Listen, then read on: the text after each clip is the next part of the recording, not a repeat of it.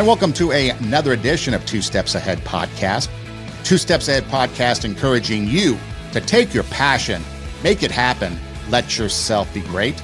I'm Sonny, and I'm coming up a little bit later on the show. We are going to talk about anger. What does anger look like? What happens when we're angry? What if we suppress our anger? That's coming up a little bit later. But before that, I want to talk about a couple things that might actually lead us up to that conversation about anger. Now, imagine, if you will, the year is 1968. Perhaps you were alive in 1968. It's the height of the civil rights movement. The Vietnam War is going on. There's a lot of upheaval in the country. Dr. Martin Luther King, prominent figure in fighting racism in our country. And then April 4th, a shot rings out in the Memphis sky. Dr. Martin Luther King Jr. has been assassinated. There's a school teacher in Iowa watching the news coverage and happened to notice something that she thought was peculiar. The white commentators on TV, when talking to the black interviewees on the news programs, were referring to them as you people. Now that Dr. Martin Luther King Jr. is no longer here, who are you going to get to lead your people? What are your people going to do to overcome this? Things like that. And she thought it was quite peculiar and wrong. So as she sat there watching the news, she decided that she was going to conduct a social experiment with her students. Third grade, Iowa, white students. Maybe teach them a lesson about racism. So day one, she shows up to class and explains to the class that they're going to do an experiment. She was going to divide the class into two groups, blue-eyed students and brown-eyed students. She herself was a blue-eyed, so she started with the blue-eyed. So the blue-eyed students were going to be the favored group, the superior group. They had superiority. The brown-eyed students were going to be inferior. So the blue-eyed students got special treatment, special privileges, go to recess early, maybe some extra lunch, things like that. The brown-eyed students were inferior. They could not play with the blue-eyed students. They were segregated. And so that was day one, was the students segregated by blue-eyed being superior, brown-eyed being inferior, and this is how that went. It might be interesting to judge people today by the color of their eyes. Would you like to try this? Yeah. Sounds like fun, doesn't it? Since I'm the teacher and I have blue eyes, I think maybe the blue-eyed people should be on top the first day. I mean, the blue-eyed people are the better people in this room. Oh, yes, they are. Blue-eyed people are smarter than brown-eyed people. This is a fact. The brown-eyed people do not get to use the drinking fountain. You'll have to use the paper cups. You brown-eyed people are not to play with the blue-eyed people on the playground. Well, the brown-eyed people in this room today are going to wear collars so that we can tell from a distance what color your eyes are. Ready, Laurie? Brown-eyed. She's a brown-eyed. You'll begin to notice today that we spend a great deal of time waiting for brown-eyed people. I don't see the yardstick, do you? What's the problem wrong with this? Hey, Miss Doug, you better keep that on your desk when the brown-eyed people get out of hand. Oh, you think if the brown-eyed people get out of hand, that would be the thing to use? Who goes first to lunch? Blue-eyed. The blue-eyed people. Blue-eyed people may go back for seconds. Brown-eyed people do not. Brown-eyed. Don't you know? Oh, they're not smart. So you could see from the clip that the blue-eyed people started to feel superior. The brown-eyed people, they started putting down. And so it started to create a divide in the classroom. So the next day, Jane Elliott shows up to class and reverses the roles. Now the brown-eyed students were the superior students, and the blue-eyed students were now inferior. And you would think for a moment that the brown-eyed students would remember from the day before how they felt. But this is how day two went. Yesterday, I told you that brown-eyed people aren't as good as blue-eyed people. That wasn't true. I lied to you yesterday. The truth is that brown-eyed people are better than blue-eyed people. Russell, where are your glasses? I forgot them. You forgot them. And what color are your eyes? Blue. Susan Ginder has brown eyes. She didn't forget her glasses. Russell Ring has blue eyes, and what about his glasses?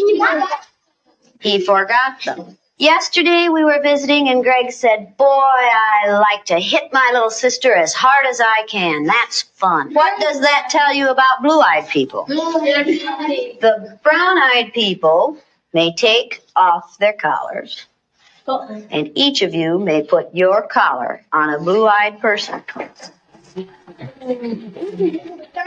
The brown-eyed people get 5 extra minutes of recess. You blue-eyed people are not allowed to be on the playground equipment. You blue-eyed people are not to play with the brown-eyed people. Brown-eyed people are better than blue-eyed people. They're smarter than blue-eyed people.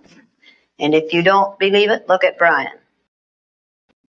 And so there, day 2, the brown-eyed students were superior and the roles reversed. The brown-eyed students started treating the blue-eyed students as dumber, less important, and the roles switched.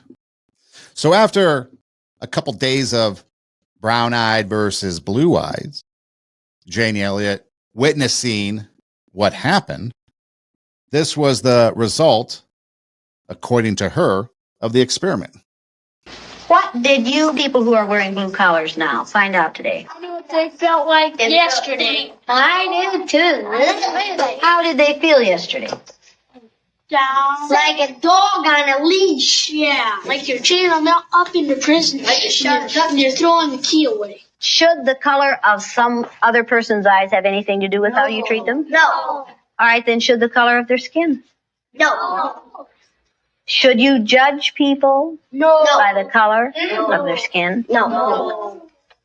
When you see a black man or an Indian or someone walking down the street, are you going to say, silly looking thing? No. Does it make any difference whether their skin is black or white? No. Or yellow? No. Or red? No. Is that how you decide whether people are good or bad? Is that what makes people good or bad?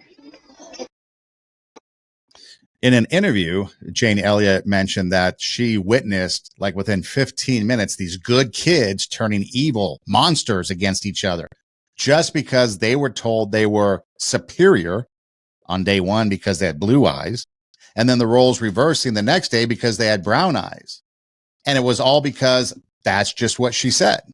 She said, brown eyes, blue eyes, this is who you are today. And they responded in kind. And so when you look at the whole idea of racism, when you look at the whole idea of what's going on in our country today, there's a lot of discrimination, a lot of things where people will judge you, not based on the color of your skin necessarily, but based on other things. I mean, think back to 2021 when we were in the midst of the great pandemic. And remember, the narrative became, it's the pandemic of the unvaccinated. So instead of blue-eyed and brown-eyed, we had vaccinated versus unvaccinated. And now the unvaccinated, they were the scourge of the earth. They were receiving hate, vitriol, anger from the vaccinated. The unvaccinated were blamed for all the ills and woes that were going on. And remember when the unvaccinated people, I don't know if you experienced this, I surely did, but they would push back on when the unvaccinated people would push back on the masks, on the social distancing, on the lockdowns, maybe even the vaccines. They were shouted down. They were censored. Remember that? Were you somebody that was discriminating against somebody because they were unvaccinated? I mean, I got all kinds of hate messages on social media.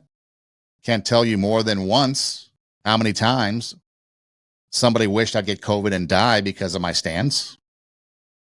But we all knew.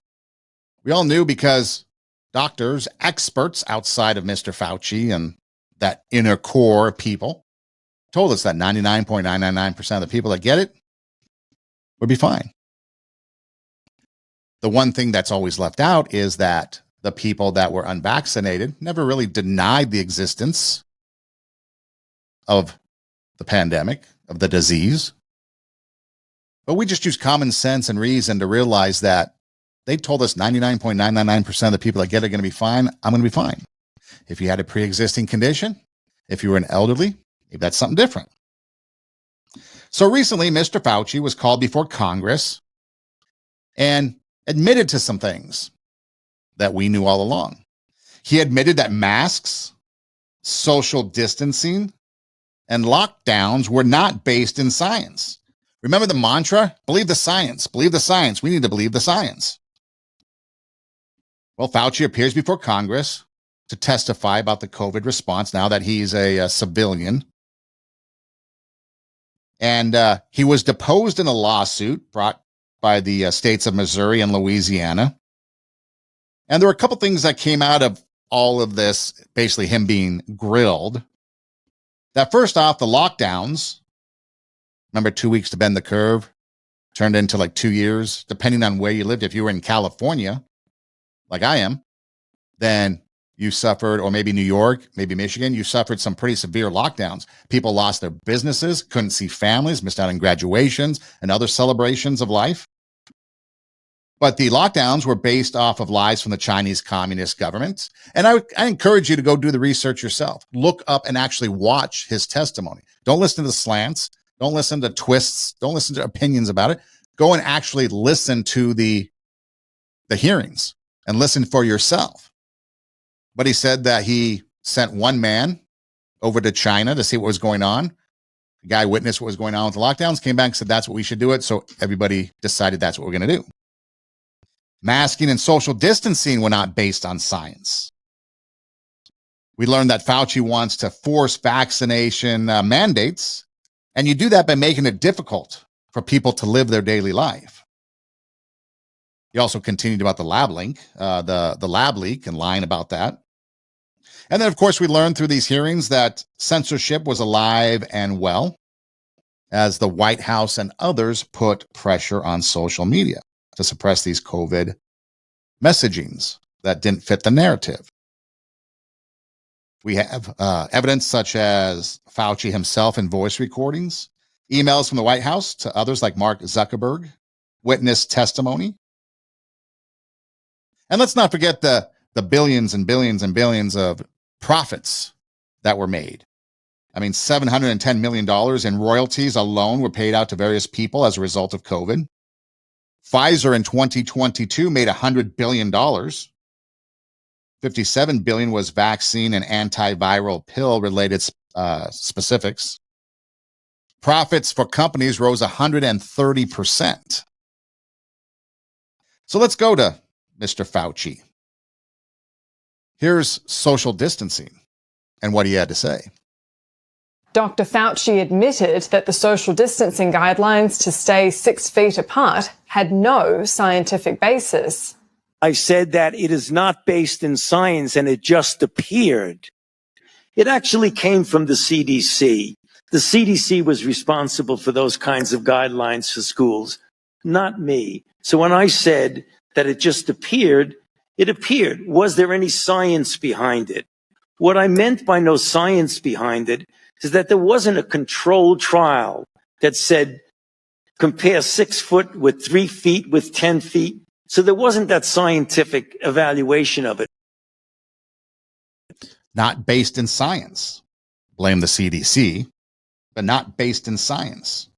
There was nothing done. But again, it became the pandemic of the unvaccinated. If you didn't wear a mask, if you didn't social distance, you were evil, vile. Let's spew hate towards you. They would get angry. Also, during the questioning, when the lockdowns came up, Dr. Fauci admitted that he got the idea of the unprecedented economic lockdowns based on the draconian measures taken by the communist Chinese regime. longtime cohort Clifford Lang, working with Dr. Fauci, was sent to China in February of that year to assess the situation, and he was enthralled by the Chinese measures and pushed the idea on Mr. Fauci. That's how the lockdowns came about. No science, nothing. What about mandatory vaccines? Remember they tried to push that? A lot of companies pushed. I know a lot of people in the media lost their jobs because they did not want to get vaccinated. But Dr. Fauci basically said this about making life difficult for everyone, which would then push them to get the vaccine. You said in an interview that you gave as part of an audiobook written by Michael Spector that you believed an institutional should make it hard for people to live their lives so they'd feel pressured to get vaccinated. Could we run the audio clip on that, please? You think can be done about it? I have to say that I don't see a big solution other than some sort of mandatory vaccination. I know federal officials don't like to use. Once people feel empowered and protected legally, you are going to have schools, universities, and colleges are going to say, you want to come to this college, buddy? You're going to get vaccinated. Lady, you're going to get vaccinated. Yeah. Big corporations like Amazon and Facebook and all of those others are going to say, you want to work for us, you get vaccinated.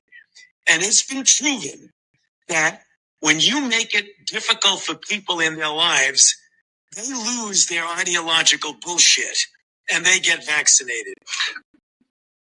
Thank you. Are all objections to COVID vaccinations ideological bullshit, Dr. Fauci?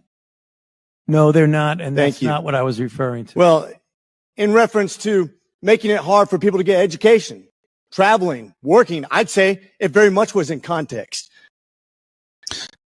Yes. Institutions make it hard to live your lives. If you want to work here, get vaccinated. If you want to fly, get vaccinated. If you want to do this, get vaccinated. Get vaccinated, get vaccinated.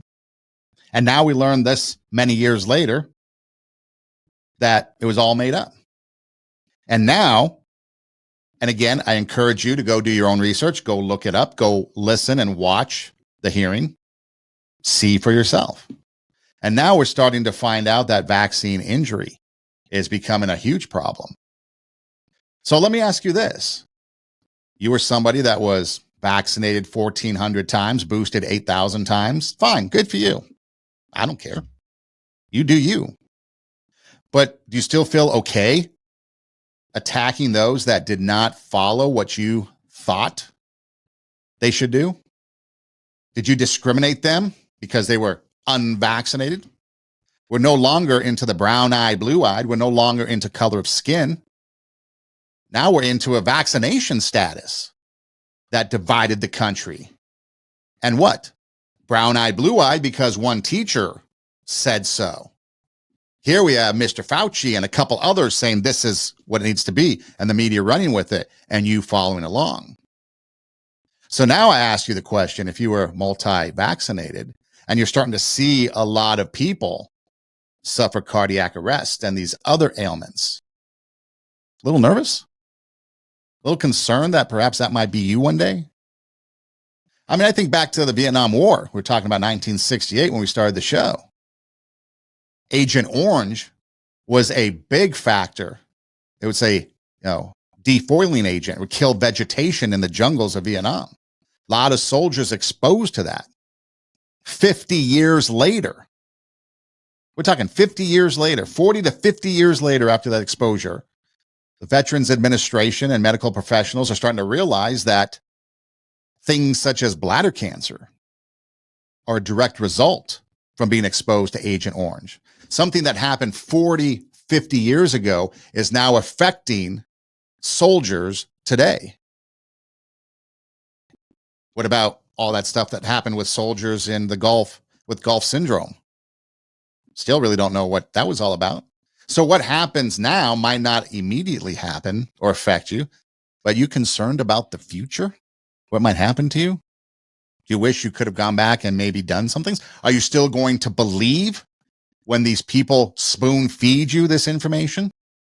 What about Hunter Biden's laptop? Back in 2020, we were told that was Russian disinformation. 50 intelligence people the news media, everybody said it was Russian disinformation. Not true. Not too far, just recently, not too long ago, the FBI admitted it into evidence in Hunter Biden's trial. Oh, wait, it was true. All those people lied to you. Let's bring up Trump when it was collusion with Russia. And the special investigator came out and said there was no collusion. More lies. Rachel Maddow said the vaccine and the disease stops with you. Lies. And so now that we're moving into a political season of voting, we've gone from color of skin. We've gone from brown eyes to blue eyes. We've gone from vaccination to unvaccination. And now we're Trump haters. They need re-education if you're a Trump supporter. So now you're vilified because of a vote choice you want to make. More hatred, more vitriol, more anger pushed at someone because of how they're going to vote. And then, of course, you've got an entity, a governmental entity, putting Trump on trial for all these charges that no one seems to know what the charges are. And most recently, with this one with Alvin Bragg in New York, came back guilty. Are we shocked? Of course not. Here's Alan Dershowitz, who is a liberal Democrat, a constitutional lawyer, who actually voted for Joe Biden, according to his own words, talking about the verdict. In my book, Get Trump, I predicted months before this case ever came to trial that it was a foregone conclusion there'd be a conviction. A biased judge, a biased jury, a biased prosecutor, a man who ran for office on the theory of let's find the crime to prosecute Trump for, and they couldn't find the crime, so they made it up. We're now a day after the verdict. I've known criminal law. I've been involved in criminal law 60 years. I still don't know what the crime is. Right. Was he found guilty of intending to violate tax laws, to violate the federal election laws, to defraud the voters? I still don't know, and we're a day after this. This is the most outrageous case. See, at least there's somebody on the other side of the political spectrum that realizes what is happening and what's going on. He's angry about it. Righteous anger. What about social media? Remember back in the pandemic days of social media, everyone was enraged by posts. They would go on and type their anger, their rage, wishing death upon others. That's still going on today, right? Now it's just MAGA.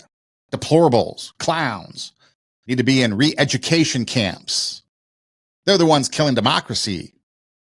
Well, which side is arresting their opposition, putting them on trial?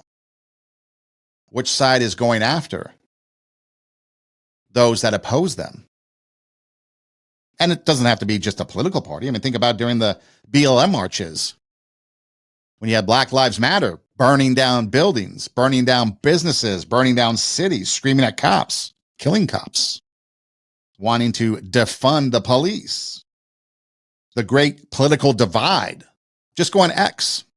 Just go on social media and you'll see the vitriol, the hate, the vileness spewed towards conservatives. You have LGBT, Pride Month, intolerant in the name of tolerance. We want to be accepted. You're going to accept us?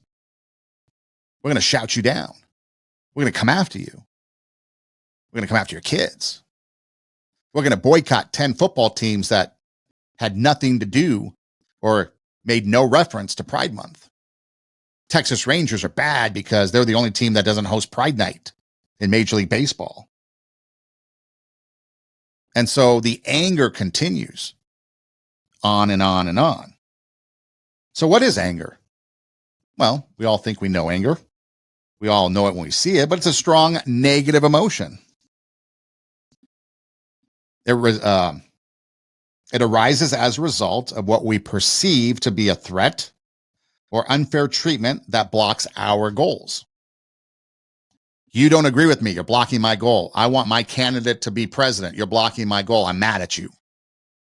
You don't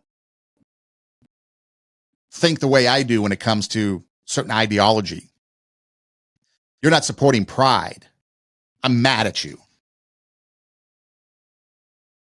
So this type of thing has led some psychologists to propose that anger is simply our response when our approved or our approach to motivation or our pursuit of things is blocked.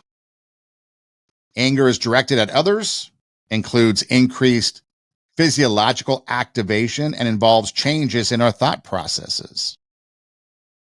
Anger is not a productive emotion, leads to actions such as violence, revenge, physical alterations, etc. I mean, think back to even now. How many of you jump on social media and pound away at something because you don't like it instead of just scrolling on? How many of you, well, let's see, we have protesters out in the street. They're protesting pro-Hamas, free Palestine. And then you have some other people come, and usually it's the other way around. Usually it's pro-Israel. Support protests or support marches go out there, and it's the Free Palestine that come and agitate them.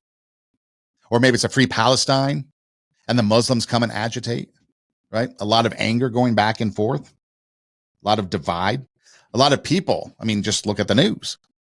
Take anybody that's been on trial for a crime, murder, whatever, domestic violence. It's all about revenge. So you've got these angry emotions. And it might include things like frustration. You ever see them on social media all the time too, but these young kids get frustrated, so they get mad and they throw whatever it is. You see other people on the playground or in classrooms get frustrated, so they throw their textbooks. You might have contempt towards other people. You're blue-eyed. I hate you. You're unvaccinated. I hate you. You might be voting for somebody that I don't like. I hate you. You get outraged. Maybe it's a faux outrage. Remember when a certain place kicker for the Kansas City Chiefs made a speech, a faith-based speech at a faith-based college, and all the outrage from all the women because he might have said some things that they disagree with. They're outraged. What am I going to do? I'm mad. I'm going to go do and post something on social media that thousands of other people are posting. That'll show him outrage. You get fury. Fury is another thing that comes up. Maybe blind fury. What about bitterness? How many times in a relationship you break up, or maybe a divorce, and that bitterness lingers because you're angry at the other person? So bitterness just sits there. Your seething bitterness destroys the relationship. What about resentment? You resent somebody because of whatever reason, and you're just sitting there. And so you've got these angry emotions coming out. You're frustrated. You're outraged. You've got fury in you, bitterness, resentment. And each of these emotions is thought to be closely related to anger. And then you start to express these angry emotions, and you start to lash out. And you start to act upon it. And we know oftentimes when you lash out in anger, chances are nothing good comes from it. But what about if we suppress our anger? If we don't deal with these angry emotions and these feelings, what could happen? Well, maybe leads to anxiety. It can lead to depression. It can disrupt your relationships, raise your risk for illness. Long-term anger has been linked to health problems, including high blood pressure, heart problems. Obviously, we've seen and witnessed things where people get excited. Maybe they're yelling and screaming and they have a heart attack. Headaches, skin disorders, digestive problems. Of course, unchecked anger can also be linked to crime, abuse, and violent behavior. So there's a balance. There's a balance between expressing anger and suppressing it. But what can we do to maybe just avoid anger altogether? You ever think about that? I mean, we get angry all the time. Are you angry all the time? Why are you angry all the time? Well, maybe the first thing we need to do if we're going to try to avoid anger, try to get away from that, is to identify what the triggers are. What are the warning signs of anger? If social media triggers you, maybe you should stay off of it. Maybe you should block some of those things. I'm starting to realize that the algorithms are starting to spew forth things on my pages that I don't like, so I'm not spending time on them. And I love when people try to respond to me and say, oh, you only have a limited number of followers or this, that, whatever. They try to criticize in their outrage what my pages and stuff are. And yet they don't realize that I don't invest my time in social media because of that reason. I don't put a lot of time into it. I don't have nothing. There's nothing for me to lose if it goes away. Now, there'll be some connections, obviously, with friends and stuff and people that I've kind of gotten to know around the world. That would be bad to lose those connections. But no, I don't spend a whole lot of time. My worth, my value isn't identified in social media. But maybe you should get off social media for a while. Maybe you should limit your time on social media if that truly is triggering. If you are, let's say, driving, that's one of my big triggers. Drivers that can't drive, that are on the road, and they totally mess up my commute, ticks me off. So if we get angered while we're driving, maybe we should leave earlier. That's something that I've learned to do, is leave earlier. That way it gives you more time to get wherever you need to go. Maybe slowing down, not having to rush. If you have more time to get to where you need to go, you can slow down and just enjoy the ride and not get too worried about being triggered because somebody cut you off. What are you listening to when you're driving? I used to listen to a talk show, and it was an afternoon drive talk show. When I got off work, I'd be driving home and I'd be listening to it. And by the time I got home, I was kind of like enraged. I was kind of like had these emotions. I'm like upset. I'm like, let's go. I'm in a fight mode. I started to realize that the way the show was, they were inciting you to have these emotions inside of you, and they get you riled up about political things that were going on in Los Angeles. So I stopped listening. My commute home got a lot better. I removed myself from that situation. Sometimes it's hard to do that when you're in a work environment. Maybe there's people that you work with that trigger you. Maybe you try to limit your interaction with them. Maybe you just tell them, I don't want to deal with you. Just leave me alone. Don't even come bother me. But you have to figure out how that works. But identify the triggers and then realize that those triggers are there. And what can I do to get out of the situation before I am triggered? Another thing that comes up a lot when they talk about anger is breathing. I know that's hard to do. You're in this fight mode because you're amped up, but now we need to breathe.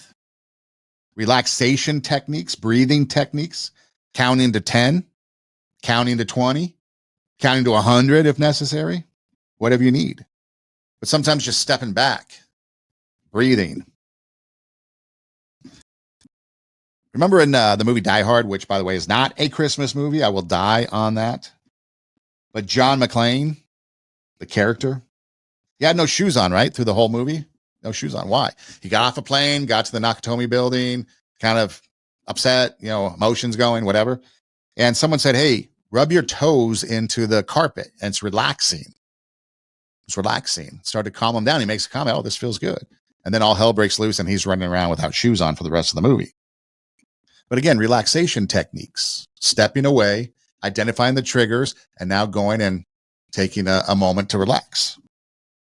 Exercise, going for a walk in the moment if you can, or just exercise in general. If you have your health in order, it doesn't have to be perfect. I'm not talking about perfect health. But if you have your health in order, you're maybe getting some regular exercise, and maybe you're not eating junk all the time, and you're, doing your best to have good health, chances are the negative emotions that will come to you will be less. Maybe you're not so angry because you're feeling good. Maybe you're not so tired, so you don't get triggered so easily because you're sleeping well. So health is really important. So we got to remember to relax. We got to remember to exercise. We got to remember to make sure our health is in order. The other thing you can do is communicate. Just talk out the situation. Avoid lashing out or raising your voice. One thing that I've learned over time, that's taken a while, taken many years to learn this, is sometimes I'll just ask. A lot of people that know me know that sometimes I just ask blunt questions. Okay, I just say it as it is, call it like I see it type of thing. And that's helped me understand and avoid misunderstanding situations. Because what's going to happen? You misunderstand something, and now you start to create this world of whatever's going on, and it gets you emotionally excited. You just come out and ask them, hey, why'd you say that? Hey, what did you mean? Chances are it might have been a misunderstanding that you can avoid. But communicate. Hey, I'm pissed off at you. I'm going to come back, take a moment, and then I want to talk to you. It's kind of, I don't know if it's humorous, but it's definitely interesting that adults just can't talk like adults. Adults just can't sit down and have communication. Hey, this is bothering me. You're the problem. Let's talk it out. But no, we go to social media and bitch on TikTok about my day. Apparently that makes us feel better. What about problem solving? You ever have anger issues? You're mad because your IKEA furniture doesn't come together like it's supposed to. That little tool that they give you doesn't work. You're missing screws. You get upset. That's a trigger for me. But then I've learned problem solving. How can we solve the problem? And maybe the problem is beyond IKEA furniture, but maybe it's something else. What's the problem? How can we solve it? And when you focus on solutions, then you're not focusing on the problem itself, and your emotions tend to drop. Another thing that can be good is just having somebody to talk to. I've mentioned it before, you know, guys will go to happy hour, watch a game, or they'll go and watch a game at the bar or wherever, Buffalo Wild Wings, wherever your favorite spot is. And a lot of times that's therapeutic. It's not intentional. Like I'm going to go and hang out with the boys, have a beer and watch the game because I need therapy. But it is. It's therapeutic to just sit there and talk about whatever or nothing, watch the game. You're just talking with somebody. It's really no different than going to a therapist and talking to a therapist. Now, if you have issues, a therapist might be more qualified to deal with your issues. And so, yes, you can go do that. There's no weakness in talking to a therapist or a counselor, a priest, whatever. So it just depends on your situation. But a lot of times just going to the bar, having a beer, watching the game, it's kind of therapeutic and it relaxes us. It allows us just to have some our own downtime. We're not going to go antiquing. We're not going to go to the vintage stores. We're not going to go window shopping. We're not going to have mimosas at brunch. But we will go watch a game, have a drink, hang out with the buds. A couple hours of that, we're good to go. So again, ladies, maybe that's something that you should allow your man to do. And then, by the way, if you stub your toe in the middle of the night, you get up at 3 a.m. and you stub your toe, all bells are off. Everything's off. Just let it rip. You're pissed off and you let it scream. There is nothing you can do about that.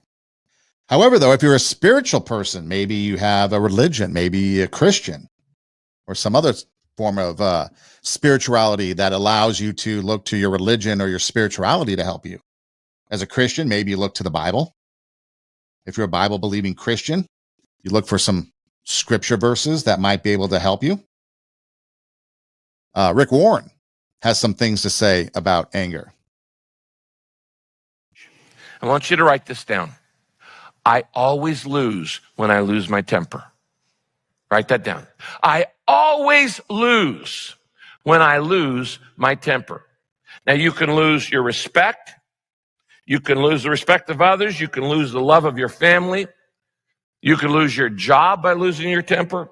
You can lose your health by stuffing it down. Now, you may be a parent, or you may be a coach of a little league team, or you may be a supervisor at work, or you may have some way that you will be tempted to use anger to motivate people to do the right thing. Don't do it. Because in the short run, you may motivate people with anger. If you don't do this, I'm going to, and you make a threat. And in the short run, you may get, the short-term payoff. But in the long run, anger always produces more anger, more apathy, and more alienation. How many kids have become alienated from their dads or their moms because of anger out of control? How many people have been alienated from a boyfriend, a girlfriend, a husband, a wife, or a friend because somebody lost their cool? Anger destroys relationships faster than anything else. So before, when somebody starts pushing your buttons and they're pushing your buttons and they're pushing your button, before you retaliate, before you get angry back, you just realize, do I really want to do this? Do I want to make mistakes? Do I want to sin more? Do I want to act foolish? Do I want to lose? Do I want to cause arguments? Do I want to do foolish things? No, I don't. I don't. Anger always loses. You get upset. Maybe someone loses respect for you. You get upset and say something or do something that you should have on the job, and now you've lost your job. You get angry, you get upset, your family starts to have a divide. Your health, we talked about that. Health issues, high blood pressure, heart issues, stomach problems. When he says don't use anger to motivate, the one thing I will never understand, okay, is he mentions Little League coaches. The one thing I will never understand is coaches using anger to motivate their players, especially Little League, okay? And I like to think about it this way. High school, I spent a lot of time high school athletics, high school baseball. In fact, I've spent a lot of time in baseball coaching and so forth from youth on up, but high school especially. And what I've noticed a lot of times is these high school baseball coaches are teachers. They teach, maybe history, shop, whatever. And then they come back and they coach. Maybe it's football, baseball. In my experience, it's mainly baseball, but they coach. Okay. So they're on the practice field. They're in the game. Something goes wrong. Player misses an assignment and the coach yells and screams. Maybe benches them for a while, makes them do laps, whatever. But yells and screams, gets upset, pulls him. Okay. That's been normalized throughout time. That coaches can yell, scream. In fact, the coaching profession, especially youth from maybe high school down, college will set that aside. Pros will set that aside. College is a multi-billion-dollar business along with the pros. So I could see where tensions run high and expectations are phenomenal. So we'll just take that off the table because I think that's a different discussion. But youth on down, high school on down, okay? A lot of times, like I said, high school, you're a teacher and a coach. If you're a youth coach, you're probably a parent and a coach, or maybe some variation of that, an uncle, mentor, whatever. And yet I see these coaches yell and scream and get mad and upset. And I think to myself, what if you did that in the classroom? Would it be accepted? You're a history teacher, and now you're coaching baseball. Kid makes a mistake. It's bound to happen. Nobody's perfect. And you yell, scream, throw the bat, throw the ball, kick, scream, whatever, chuck a chair. What if a student got a C in a math test or C on a history test? Are you going to chuck the textbook? Are you going to turn over tables and desks in the classroom? Are you going to chuck your whiteboard markers? Yell and scream, call them stupid? No, you'd probably get reprimanded for that, if not removed from the classroom. But yet those same coaches that are in the classroom teaching will go to the practice field, go to the games, and conduct themselves in a manner that is unacceptable in the classroom or any other environment. And yet it's okay. And here, you lose respect. You lose maybe a job. Maybe you should lose your job if that's what your situation is. And you lose a lot of people that no longer want to play the sport because you were using anger, trying to use it as a motivation. Do not use anger as a motivation. I've seen many people. I can't tell you how many times. Okay. So in the radio business, it's all about ratings. Trying to get most people to listen. The more people that listen to you, the more you can charge an advertisement and other things. Okay. So sometimes when you're producing and putting on shows, you try things. You got to do something. Got to have a show. Show must go on. So sometimes things work out and sometimes things don't work out. Sometimes you have the greatest interview scheduled and other times the interview goes south. Sometimes whatever. Things are good, things are bad. When things go good, everyone leaves you alone. When things go bad, they come at you. And there's been a few times in the radio business where I've had people yell at me for no reason. I've had people yell at me because they thought it was a good idea. They yelled at me because of whatever, okay? Because they didn't like the way the show was going, or they didn't like the way things were being done, or whatever. And it's almost like every time I want to sit there and scream back at them and say, I am not intentionally trying to tank the show. I'm not intentionally trying to tank your radio station. I'm not intentionally trying to do things bad. Things are going good. You don't say jack crap about it. Maybe, hey, good job. When things go bad, you're all over my case. Do you think I'm motivated now to do anything? In fact, I've lost a lot of respect for general managers and other people in the radio business because they get mad, yell, and scream. Yeah, that makes me want to work harder for you. Good job. That's why I'm not with you anymore. You think of football coaches. Many football coaches have now adopted, or at least a couple of them I know offhand, but they've taken on the approach that I'm not going to yell at people because I don't want to be yelled at. That's a pretty good approach, right? Remember, we've talked recently about do unto others as you would have them do unto you. If I yelled and screamed at you, would that motivate you?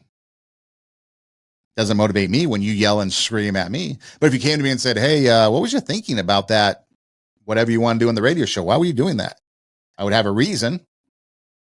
And then it would be, well, that didn't work now, did it? No, so we're going to change. If I repeated the same thing over and over, then that might be cause for concern. But because we have a day where something doesn't quite work out that was planned, the interviewee wasn't as good as we thought he would be or she would be. So again, anger. It's not productive.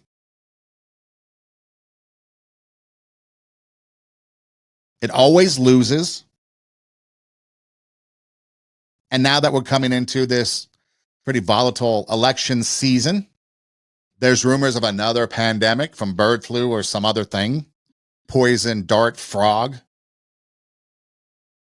flamboyant cuttlefish, whatever the next thing is going to be. Are you going to be angry? There's a lot of people I have lost respect for because they were saying things and posting things on social media towards me during the pandemic.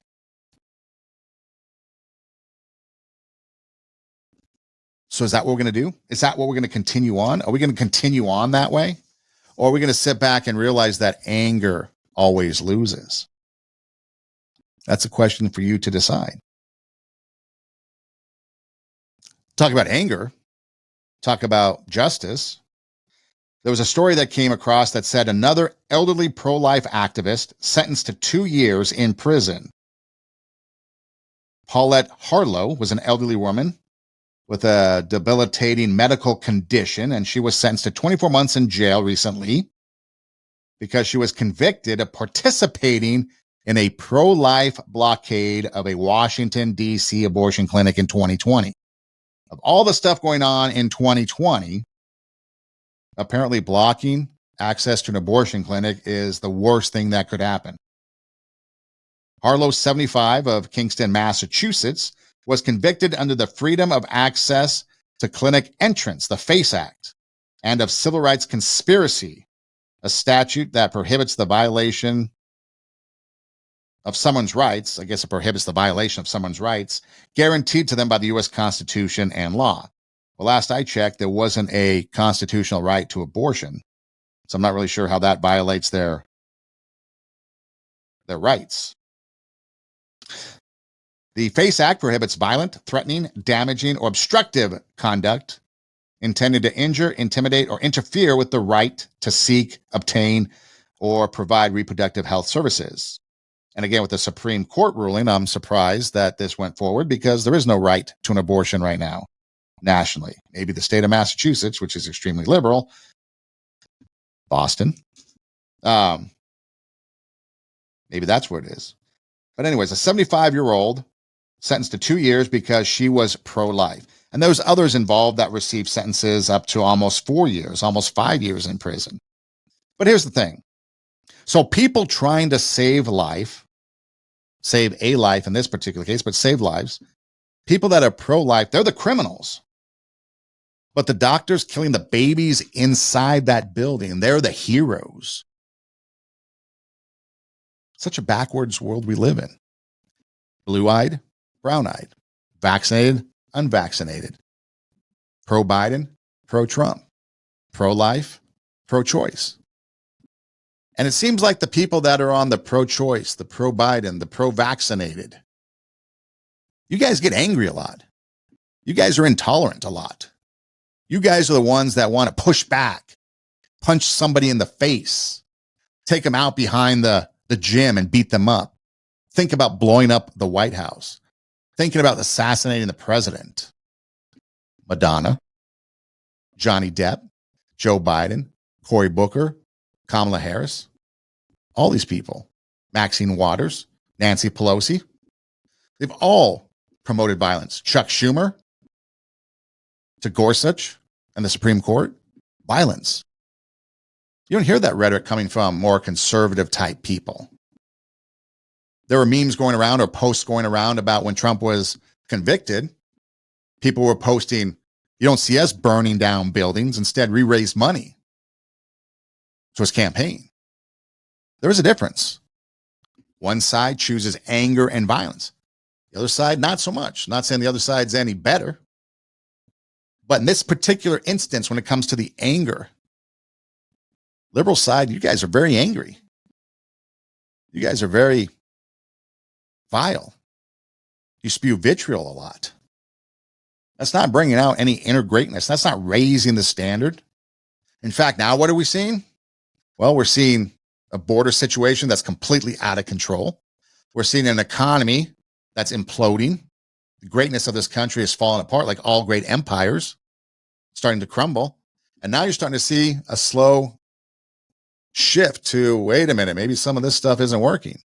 Maybe the anger and the frustration and some of the other stuff, they're starting to see the light.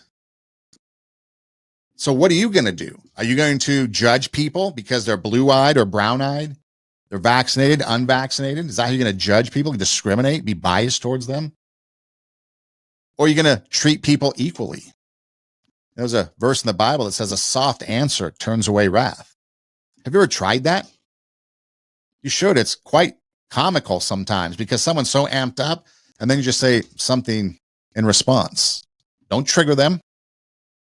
Nothing. And they're like, because that fight isn't there. They're ready for that pushback. They're ready to fight. And you're like, well, you know what? Sorry you feel that way. Talk to you later. And they're like, wait a minute. Where's the fight? I'm ready. It just deflates them. Makes them probably more inferior because they can't have that fight. But again, a soft answer turns away wrath.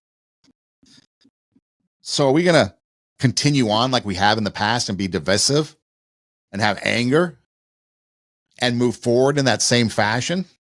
Or are we going to look now and reflect and be like, you know what? Maybe I should make some changes. Maybe I need to change some things in my life.